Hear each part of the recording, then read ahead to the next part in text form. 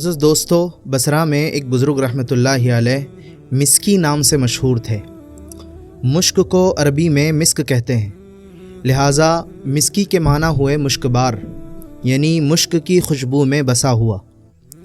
وہ بزرگ رحمۃ اللہ علیہ ہر وقت مشکبار اور خوشبودار رہا کرتے تھے، یہاں تک کہ جس راستے سے گزر جاتے وہ راستہ بھی مہک اٹھتا۔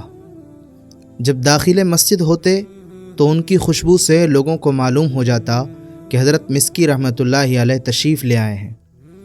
کسی نے عرض کیا، حضور آپ کو خوشبو پر کثیر رقم خرچ کرنی پڑتی ہوگی۔ فرمایا، میں نے کبھی خوشبو خریدی نہ لگائی، میرا واقعہ بڑا عجیب و غریب ہے۔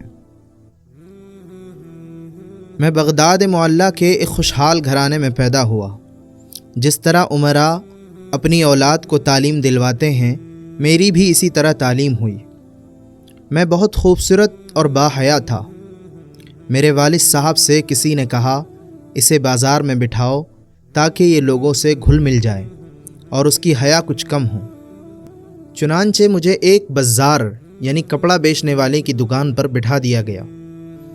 ایک روز ایک بڑھیا نے کچھ قیمتی کپڑے نکلوائے اور پھر اس کپڑے والے سے کہا، میرے ساتھ کسی کو بھیج دو تاکہ جو پسند ہوں انہیں لینے کے بعد قیمت اور بقیہ کپڑے واپس لائے۔ بزار نے مجھے اس کے ساتھ بھیج دیا۔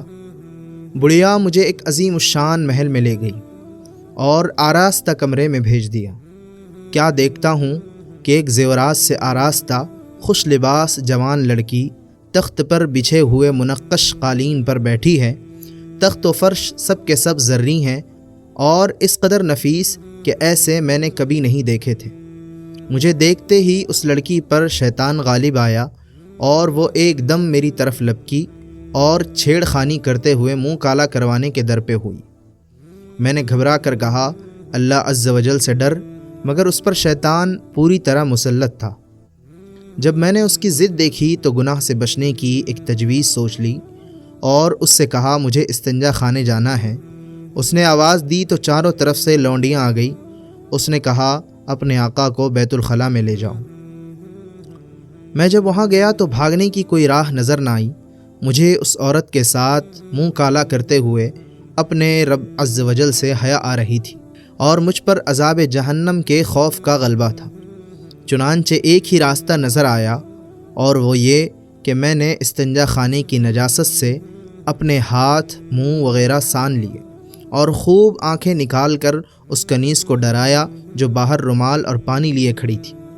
میں جب دیوانوں کی طرح چیختا ہوا اس کی طرف لپکا تو وہ ڈر کر بھاگی اور اس نے پاگل پاگل کا شور مچا دیا۔